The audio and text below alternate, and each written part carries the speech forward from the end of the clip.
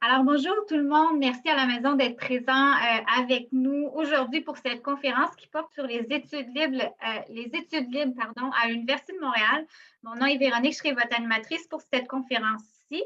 La conférencière sera Annick Gélineau, qui est registraire adjointe à l'Université de Montréal. Ils nous seront accompagnés, en fait, pour vous aider puis répondre aux questions, nous serons accompagnés d'Isabelle Terrien, Geneviève Labrèche et de Michel Saturné-Modé. Donc, quelques petites consignes de départ avant d'entamer le tout.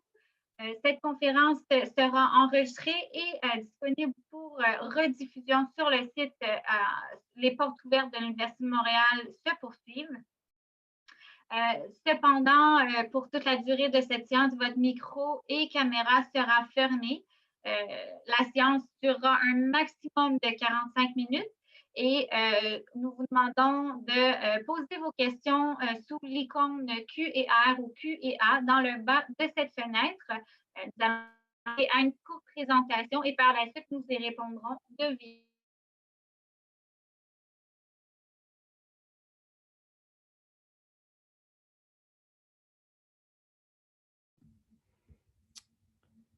Alors, Madame Véronique, tu étais gelée, là. Je ne sais pas si c'était la même chose pour tout le monde. Peut-être les dernières phrases, les répéter. Oui, bien sûr. En fait, je disais simplement que si jamais vous avez des questions, vous devez les poser dans la section Q et R ou Q et A dans le bas de la fenêtre. C'est parfait? Parfait. Donc, je vous laisse maintenant la parole. Alors, je vais simplement mettre ma présentation à l'écran. Alors, bonjour, et merci beaucoup d'être là cet après-midi pour cette petite présentation sur les études libres à l'Université de Montréal. Alors, comme Véronique le disait, je suis Annick Gélineau, je suis la registraire adjointe. Alors, donc, plongeons sans plus tarder. Donc, les études libres en quelques mots. C'est pour qui les études libres? À qui ça s'adresse? Alors, hein, ça, c'est un parcours court qui s'adresse aux personnes qui souhaitent parfaire leur formation. Vous avez déjà un diplôme ou vous vous intéressez à un cours où votre employeur vous demande de suivre un cours en complément. Alors, donc, vous ne cherchez pas une formation longue, mais un ou quelques cours. Vous souhaitez actualiser vos connaissances afin de répondre aux exigences d'un ordre professionnel ou d'un employeur. Donc, vous avez fait votre diplôme il y a plusieurs années et vous souhaitez avoir une formation ou un cours plus à jour sur une problématique, une thématique là, qui vous préoccupe. Pour certains, les études libres, c'est enrichir votre culture personnelle en suivant un cours de langue en prévision d'un voyage, par exemple, ou pour développer des nouveaux champs d'intérêt dans le cadre d'une retraite ou d'un congé prolongé.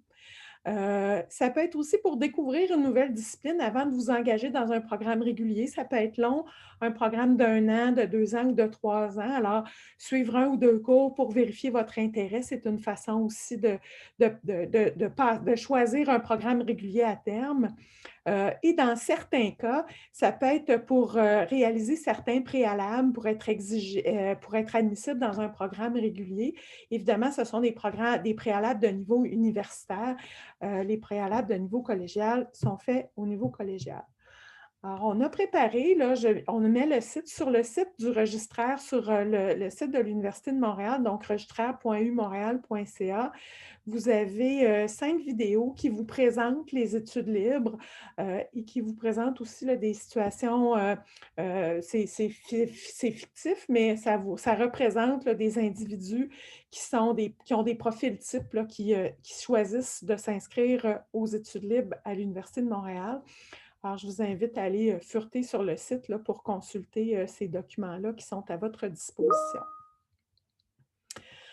Alors, donc, ce qui est important de savoir, c'est qu'un étudiant libre ne postule pas à un diplôme. Alors, donc, ça ne mène pas à aucun diplôme d'aucune sorte.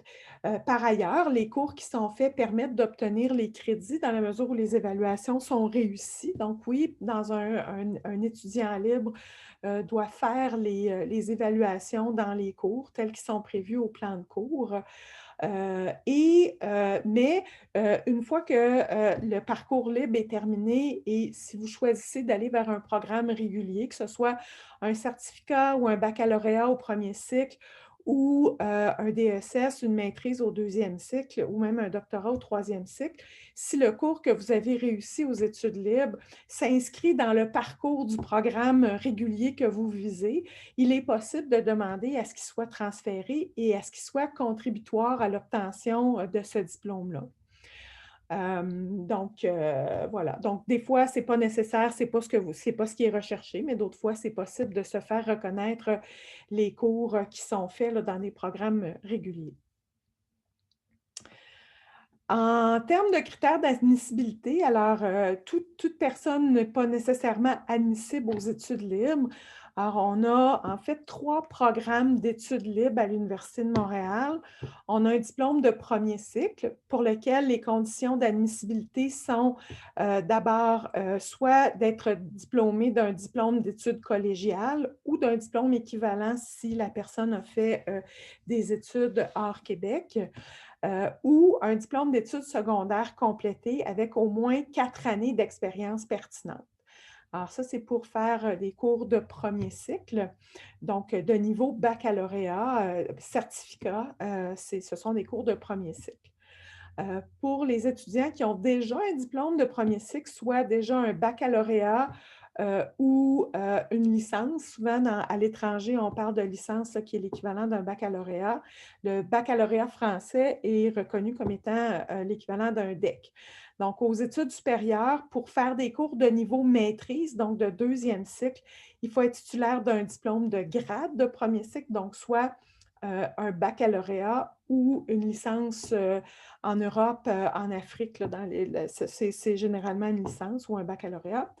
Pour suivre des cours de niveau doctorat, donc au troisième cycle, il faut être détenteur d'une maîtrise ou dans le système européen, on parle d'un master. Pour être admissible, il faut donc compléter un formulaire d'admission. Il y a des frais. Et ensuite de ça, il y a au plus tard 48 heures après le dépôt de la demande d'admission, dans l'interface qui vous est accessible, qui s'appelle le centre étudiant, il y a une liste de choses à faire et c'est à ce moment-là qu'on vous demande de téléverser soit vos documents qui prouvent votre scolarité, mais également différents documents d'identité. C'est une exigence du gouvernement du Québec. Là, on se doit d'avoir accès à de l'information sur votre identité qui pourrait avoir un impact sur les droits de scolarité. Je vais y venir. On est assez souple en matière de date limite. Alors, pour l'hiver 2020, c'est le temps maintenant de faire son admission. Le choix de cours débutera au début du mois de décembre.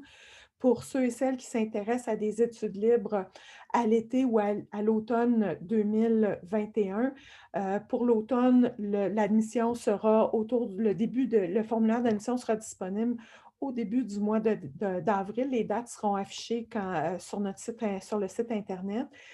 Puis à l'été, là, ça va aller au courant du mois de février. Mais la date limite où on va fermer l'admission est assez tardive.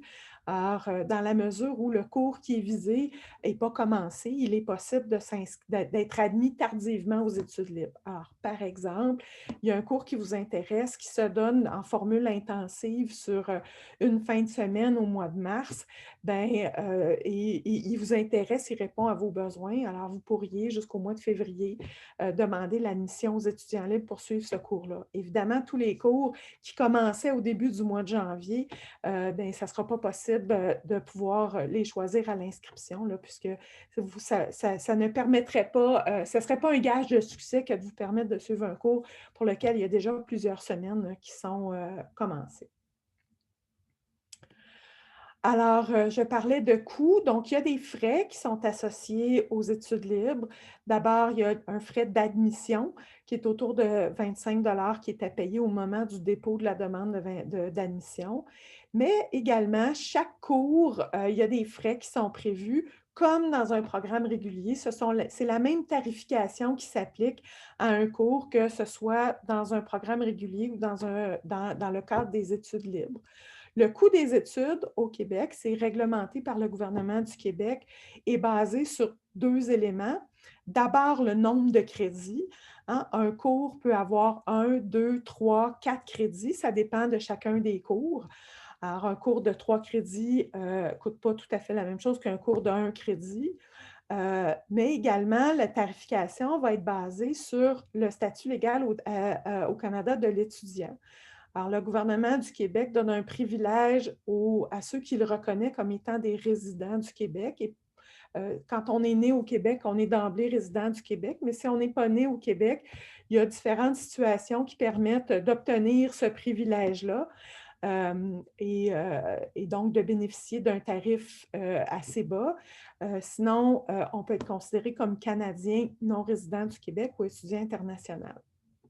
Alors, le lien Internet que je présente là permet de voir là, les tableaux qui présentent les coûts par crédit des études en fonction de chacun des statuts légaux au Canada. Et la facture est émise au début de trimestre et est acquittable dans les dates limites qui sont imposées là, en vertu des calendriers. 15 février pour l'hiver, 15 juin pour l'été, 15 octobre pour l'automne. Alors, donc, dans la démarche, si vous êtes intéressé aux études libres, la première étape, c'est de déposer une demande d'admission. Mais ensuite de ça, il vous faut vous faire un choix de cours. C'est ce qu'on veut dire quand on parle d'inscription. Alors, d'emblée, tous les cours ne sont pas ouverts aux étudiants libres. Chaque faculté ou école peut imposer des restrictions selon que le cours a des préalables, qui est réservé à une cohorte qui est très, très spécialisée. Là, et donc, il y a besoin d'avoir une formation préalable pour être capable de les suivre. Alors, donc, dans certains cas, au premier cycle, pour ceux et celles qui souhaitent suivre des cours de premier cycle, vous avez accès à l'inscription en libre service, donc vous pouvez procéder vous-même à votre inscription. Au cycle supérieur, donc pour les cours de niveau maîtrise et doctorat, l'inscription se fait par le biais d'une personne ressource à l'université. Si vous cherchez un cours et qu'il n'est pas disponible ou que vous ne voyez pas qu'il est offert au libre, cette information-là, elle est disponible soit dans l'horaire de cours quand vous êtes dans votre centre étudiant parce que le libre service vous est accessible et vous êtes capable de vous inscrire, ou sur le site de l'admission, quand vous cherchez un cours, dans les informations qui sont disponibles dans la fiche de cours, vous savez si le cours peut être ouvert au libre ou pas. Donc, s'il n'est pas ouvert au libre ou si les places qui sont réservées aux étudiants libres sont complètes, qu'il n'y a pas de place.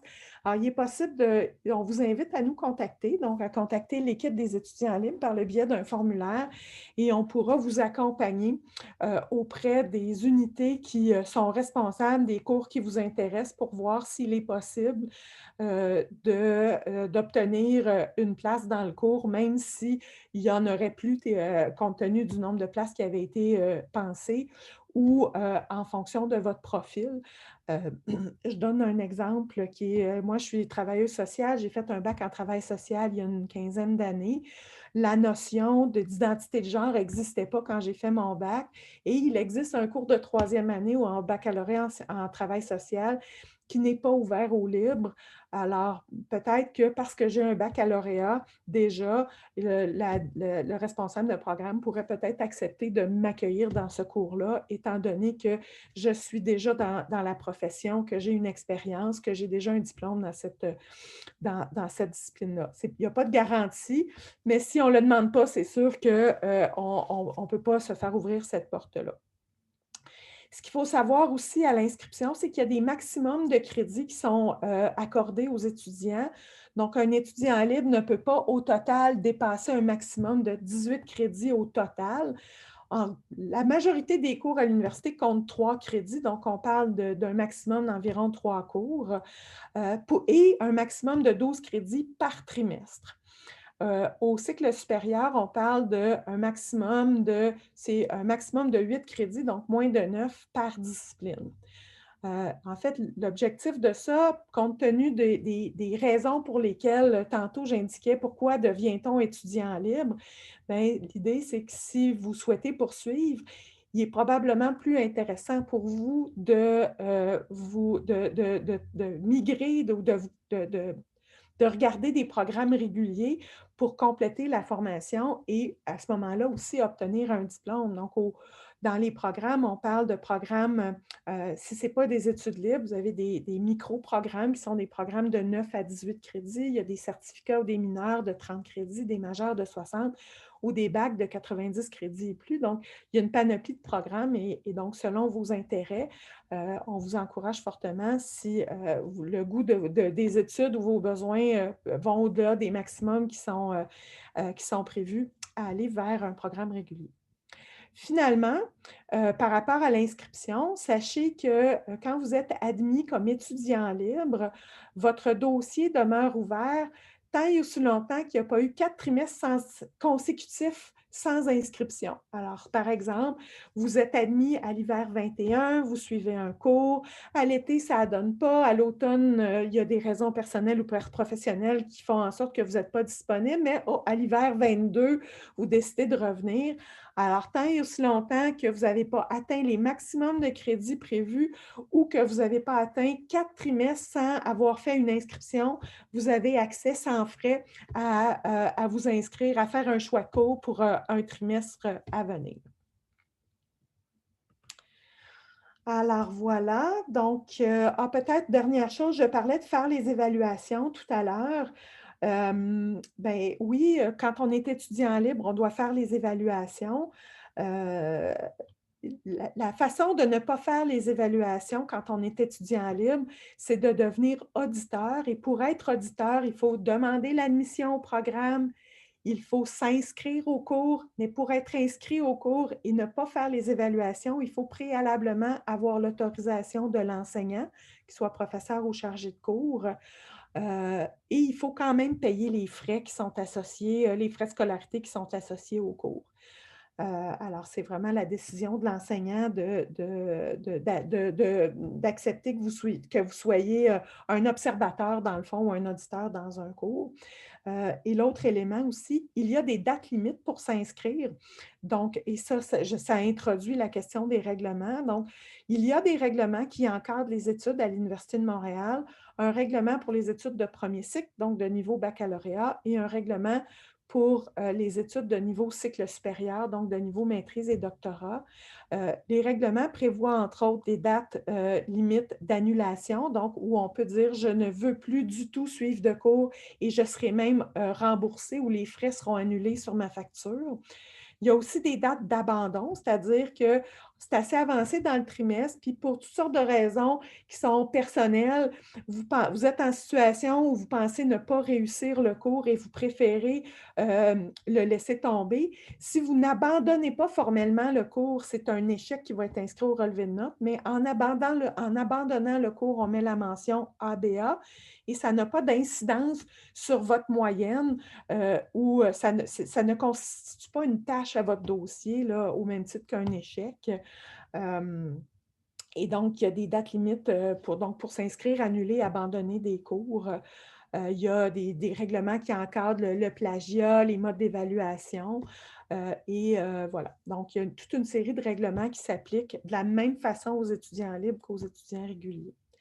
Je terminerai en disant que les étudiants libres, vous avez le droit de demander évidemment un relevé de notes qui relève les notes, donc qui fait le portrait de votre parcours comme étudiant libre.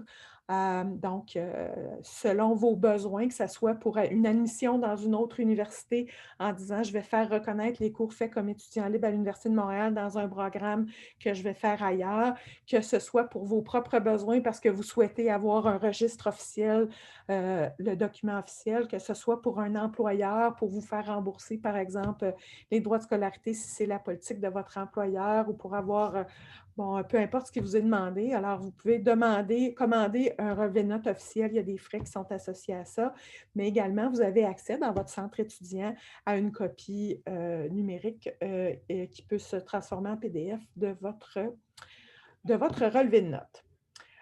Voilà, ça fait le tour. Alors, on va, dans la présentation que l'on va vous rendre disponible, là, on a mis une série de liens qui sont également là, sur le site des portes ouvertes virtuelles de l'Université de Montréal sur les études libres. On a mis ces liens-là là, qui vous donnent accès à de l'information complémentaire à ce que je viens de présenter.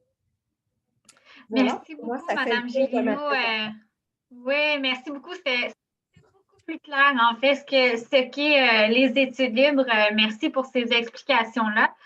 On va maintenant passer à la période de questions. Je vais aller piger quelques questions. Évidemment, on n'aura peut-être pas le temps à répondre à toutes les questions, mais on va faire notre gros possible. Donc, commençons avec une question.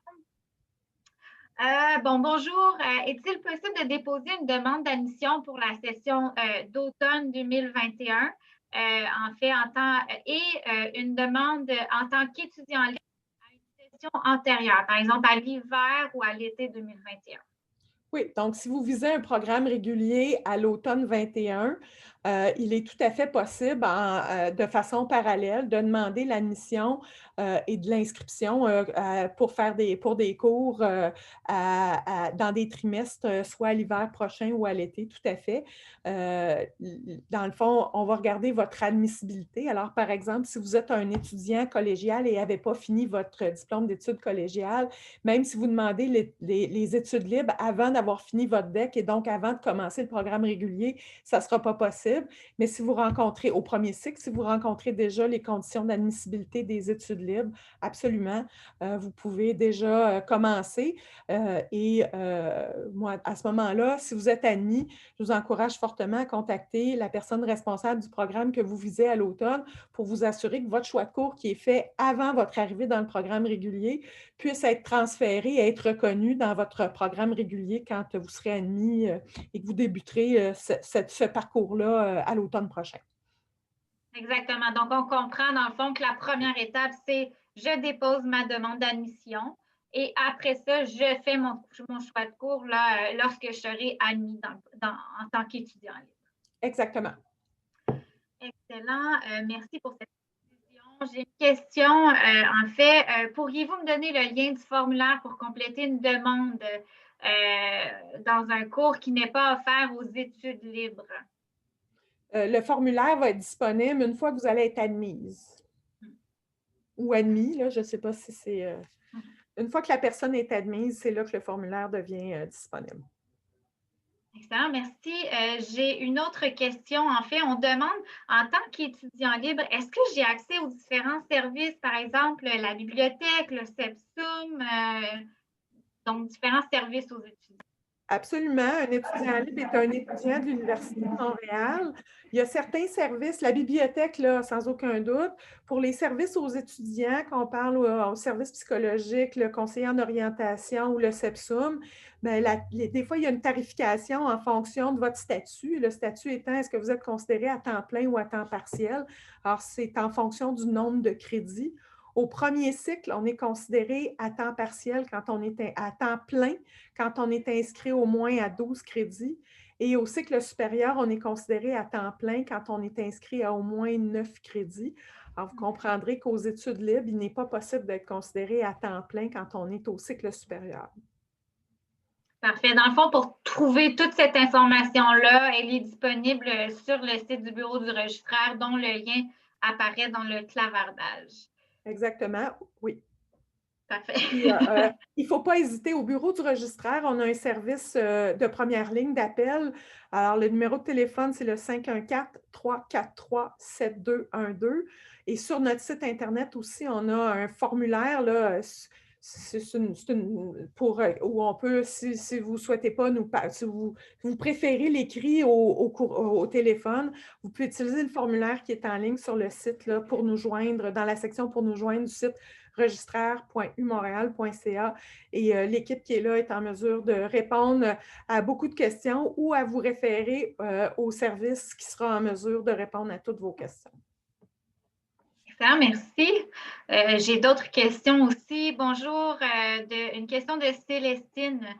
Est-ce qu'on peut trouver une liste de choix courts pour les étudiants libres? Quand on va sur le site admission, admission.umontréal.ca, dans le moteur de recherche, là, il y a, vous faites de la recherche, dans le moteur de recherche, on peut cocher la case ouverte aux étudiants libres et à ce moment-là, le résultat de la recherche va vous identifier les cours qui sont ouverts aux étudiants libres dans les trimestres courants, au trimestre courant et dans les trimestres à venir. Là. Alors, parce que bon, on peut chercher un cours maintenant pour l'automne 21. Ce n'est pas possible, là, les horaires de cours ne sont pas encore disponibles, mais vous pouvez chercher, donc tout dépendant le moment. Donc, c'est toujours trimestre courant plus un ou deux, là, tout dépendant où on est rendu dans la diffusion des cours qui sont à l'horaire. Alors, un cours peut être offert aux étudiants libres à l'hiver, mais ne pas l'être à l'été. Alors, ça peut varier d'un trimestre à l'autre. Mais si vous avez besoin d'aide dans votre recherche, là, vous pouvez contacter l'équipe des études libres du bureau du registraire, là, Geneviève, Michel et Isabelle qui sont avec moi. Et ça nous fera plaisir là, de vous donner un coup de main. Vous pouvez passer par le numéro de téléphone ou le formulaire là, dont je viens de parler, puis on pourra vous accompagner dans votre recherche. Excellent. J'imagine que nos collègues Isabelle, Michel ou Geneviève peuvent mettre le lien en fait vers la liste des cours offerts aux étudiants libres où la trouver, cette liste-là, ils peuvent la mettre dans le clavardage. Donc, oui. Passons à une autre question. Voilà. Donc, je comprends que le profil auditeur libre me convient mieux. Je comprends que je dois contacter moi-même la responsable de cours, mais l'inscription se fait comme pour les étudiants libres? Oui, bien, pour suivre un cours, il faut être inscrit. Hein, notamment, ça vous permet d'avoir accès outre à la salle de classe puis à l'enseignement au service de la bibliothèque et autres. C'est pour ça qu'entre autres, que les frais servent à couvrir là, différentes dimensions de votre parcours d'étudiant. Mais donc, c'est l'enseignant qui est responsable du cours qui doit déterminer si oui ou non il accepte des auditeurs dans sa classe. Les méthodes pédagogiques, même dans le contexte où à l'hiver 2020, les cours vont être encore beaucoup en ligne, là, compte tenu du contexte pandémique que l'on connaît. Alors, quand les modes d'évaluation s'appuient sur une participation importante des étudiants, il arrive que les professeurs préfèrent ne pas avoir d'auditeurs dans les cours. Il est de plus en plus rare qu'un cours soit une série de 15 conférences de 3 heures. Là, il y a beaucoup, ça peut être assez dynamique. Et le mode d'évaluation devient une occasion d'apprentissage et non pas simplement un mode de vérification d'acquisition des connaissances. Alors, c'est pour ça que c'est le professeur qui va déterminer. Alors, à partir du moment où le professeur dit oui, moi, j'accepterais que tu sois auditeur dans mon cours. À ce moment-là, il faut être admis comme étudiant libre, donc faire la démarche d'admission. Ensuite de ça, il faut être inscrit. Et je vous invite, si vous avez l'accord, d'avoir un accord écrit de la part d'un enseignant et de communiquer avec le bureau des études libres là, qui est du bureau du registraire pour qu'on puisse s'assurer avec le personnel parce qu'on va inscrire dans votre dossier un élément particulier pour indiquer que vous êtes auditeur. Comme ça, il n'y aura pas d'échec qui va être inscrit au dossier. Merci beaucoup. La prochaine question, je crois que vous y avez déjà répondu, mais il est peut-être important d'y revenir. Est-ce qu'en tant qu'étudiant étranger, est-ce que j'ai le droit de m'inscrire en tant qu'étudiant libre? Oui, c'est possible. Par ailleurs, là, il y a des enjeux d'immigration. Alors, c'est sûr que dans le contexte de la pandémie, là, les déplacements internationaux sont plus limités, bien que le gouvernement du Canada a ouvert un petit peu la frontière là, depuis quelque temps. Mais de façon générale, l'admission aux études libres ne permet pas d'avoir accès au permis d'études et aux documents d'immigration nécessaires à être reconnu comme un étudiant. Ce sont les programmes réguliers qui donnent accès au CAQ, là, parce que quand on est un étudiant international et qu'on vient étudier au Québec, il faut faire d'abord une démarche auprès du gouvernement du Québec pour obtenir un certificat d'acceptation du Québec et ensuite de ça, faire la démarche auprès du gouvernement du Canada pour obtenir le permis d'études.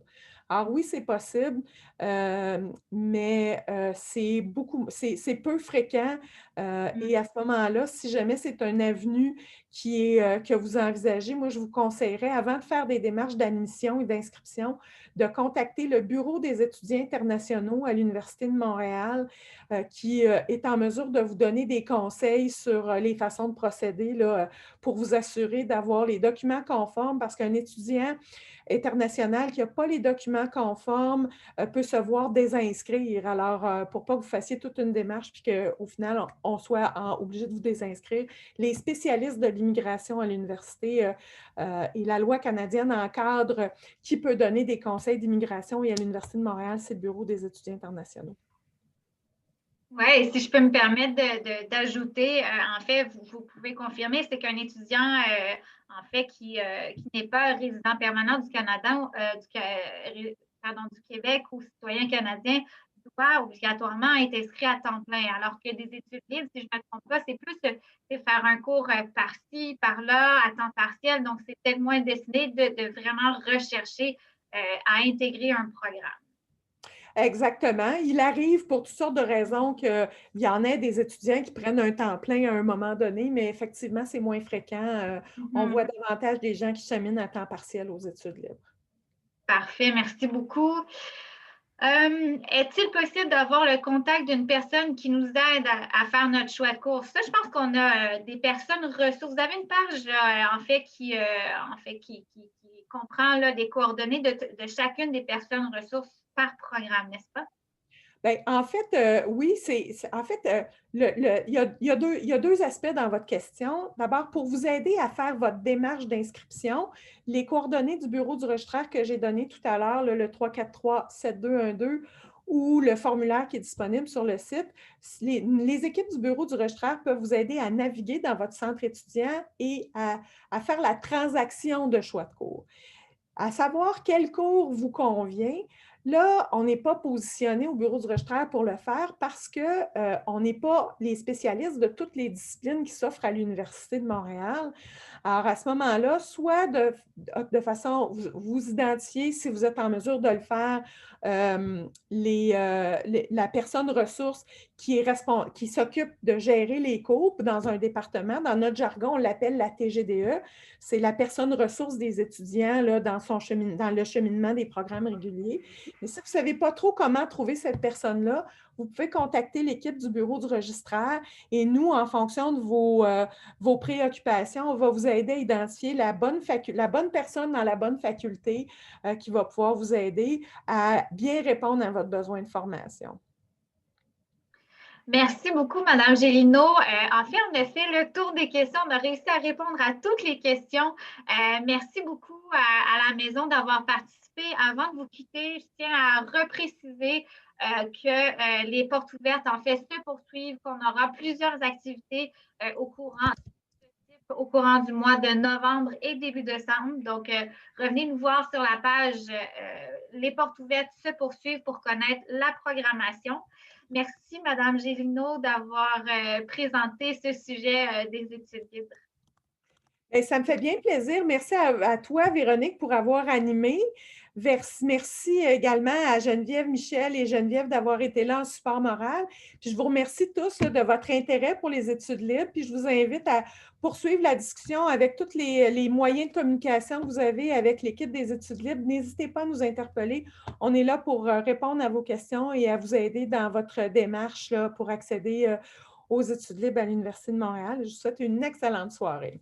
Merci beaucoup. À la prochaine. Merci.